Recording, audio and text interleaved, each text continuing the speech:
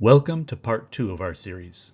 If you haven't already watched part 1, I'd highly recommend starting there since this video builds on many of its key points. While part 1 described how our government's management of records and classified information works in an ideal world, this video focuses on what can, and often does, go wrong. As before, all sources will be cited at the bottom of the screen at all times, and key points to remember will be highlighted with this icon. This video closely links to part 1, so as a brief refresher, federal records refer to any kind of recorded information that concerns official government duties. Two major laws govern federal records in the executive branch, the Federal Records Act and the Presidential Records Act. The FRA spans all federal agencies, including those in the executive branch, while the PRA applies only to the Executive Office of the President. Information may be unclassified or declassified, in which case it's publicly available, or it may be classified or controlled unclassified information, in which case it's protected. National defense information may fall into one or both of the last two categories. Classified information is managed by executive order, and the most current order is 13526. It establishes 3 levels of classification: confidential, secret, and top secret, as well as 2 special categories: sensitive compartmented information and special access programs, both of which may cross the top secret and sometimes secret levels. Accessing classified information requires a security clearance in most cases, and nearly 3 million people have active clearances as of 2023. Over 1,600 people are OCAs, who can classify and declassify information, though they most often delegate that authority to thousands of others. Though all of this classified information requires at least some protection, only SCI and SAP material is required to be stored in a SCIF or SAPF, and it's also usually the only type of information that is tracked on an item-by-item basis. If all of this seems a little complex, that's because it is, and it's a byproduct of several key issues. The first issue is the number of records that our government generates. It's difficult to capture just how large that volume of information can be. If we look only at NARA, it reported a staggering number of records in its archives in 2023, including 13.5 billion pieces of paper, as well as 837 terabytes of digital files. Again, this only represents the archives.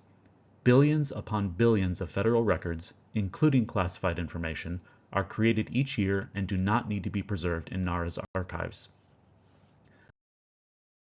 This flood of records extends to how they're managed as well.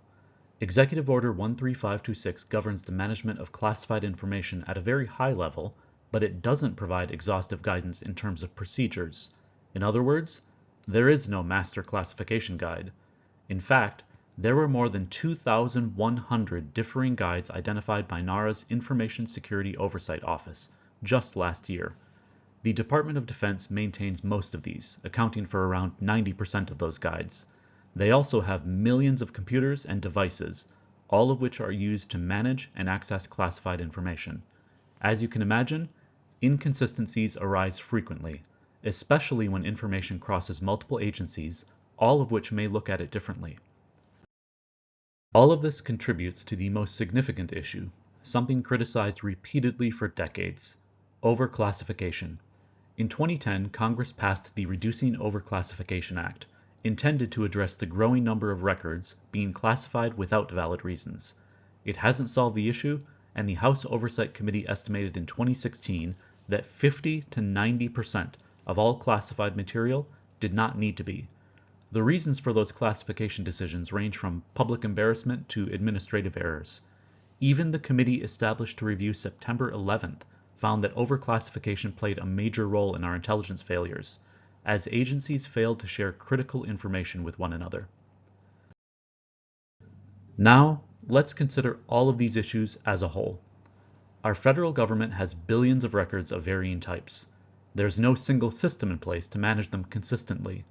Overclassification, especially by derivative classifiers, leads to a vast amount of information being hidden from public view, even though much of it doesn't need to be classified.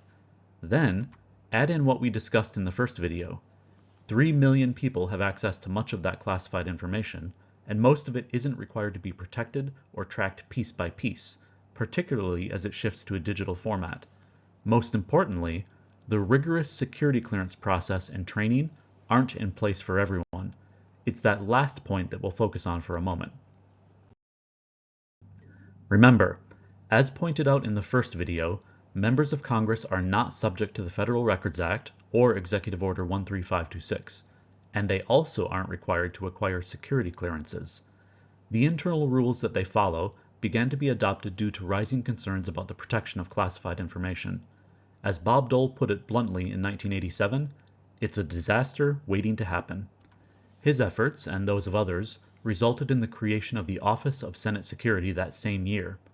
This office aimed to establish at least some consistency in the management of classified information within the Senate. However, the House of Representatives didn't create a similar office until 2005. Even today, retention cases continue to occur due to the issues mentioned, and equally important, due to a lack of training. To drive home just how different it is for elected officials, consider what Chrissy Houlihan stated in respect to her access to classified information, first as a government employee with a security clearance, and then as a member of Congress. Upon being elected, she received no briefings or training, no nothing. She joined Congress in 2019, meaning this is not ancient history. Whether that's appropriate is an entirely different matter. The reality is, this is how the system works, and as a result, cases of mishandling are far more common than one would think, even among high-level officials. In 2023, NARA testified in front of the House Intelligence Committee, and that testimony is eye-opening. They stated that every administration from Reagan onward has had issues with this, and dozens of officials, both elected and appointed, have retained records over the decades. To be clear, this extends to all types of elected officials, not just Congress. I highly recommend that you read the entire transcript, cited below, to get a sense of how widespread this issue really is. So, in the White House and in the halls of Congress, millions of highly classified and defense-related records are handled each year by thousands of government employees and elected officials. Inevitably, because of that volume, the inconsistent practices and guides, and gross overclassification, records can be, and often are, accidentally mishandled. Remember, confidential, secret, and even top-secret documents aren't typically tracked. That's especially true when they're handwritten notes, or similar records created by someone who may be trying to remember a piece of information, or prepare for a meeting. This can lead to materials being retained accidentally on a regular basis, especially in a busy environment like the White House or Congress. Complicating the issue even further, it's often not the officials who handle these materials on their own, but rather their staffers, who struggle just as much with the flood of information. It's easy to see how violations occur unintentionally. This all raises the question of what the laws actually are. Chapter 31 of Title 44, the Federal Records Act, outlines the basic process followed when records are mishandled. Statute 3106 concerns the removal and retention of records, our focus in this series. When that happens, agency heads must recover the records and inform the archivist. If they don't take action, the archivist can refer the case to the Attorney General. Two statutes in Title 18, the Criminal Code, concern the legal action taken in certain situations, each for differing types of documents. Section 1924 criminalizes the removal and retention of classified information in an unauthorized location. Remember that authorized locations can include GSA-approved safes, storage units, or SCIFs, including in offices and homes. Section 793, commonly called the Espionage Act, doesn't necessarily mean spying. It covers a wide range of crimes that predated the classification system, so it criminalizes sharing or retaining defense information. As we already learned, defense information can fall into either the classified or uncontrolled classified categories. So in that case, why weren't all the officials cited by NARA in their testimony prosecuted under these laws? Well, every word matters in those laws, and in this case, people often fail to notice these ones: knowingly, intent, and willfully. Section 1924 specifies knowingly removes. As we've seen, It's surprisingly easy to accidentally retain material, and it happens frequently. This statute requires clear proof that the initial act of removal, which sometimes isn't even by the officials themselves, was intentional, as well as the subsequent retention. Section 793 uses willingly, a term that frequently appears in retention cases, and it's this term that we'll now explore in greater detail. Criminal law distinguishes between two kinds of intent: general intent and specific intent. Statutes that criminalize general intent only require that you prove a person intended to take an action.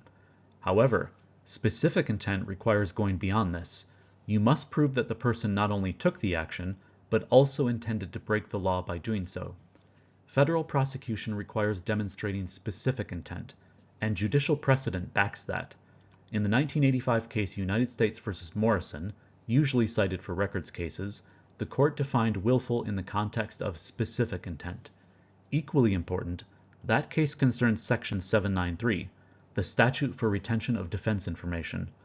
All retention cases being considered for prosecution, whether under Section 1924 or 793, must meet this standard.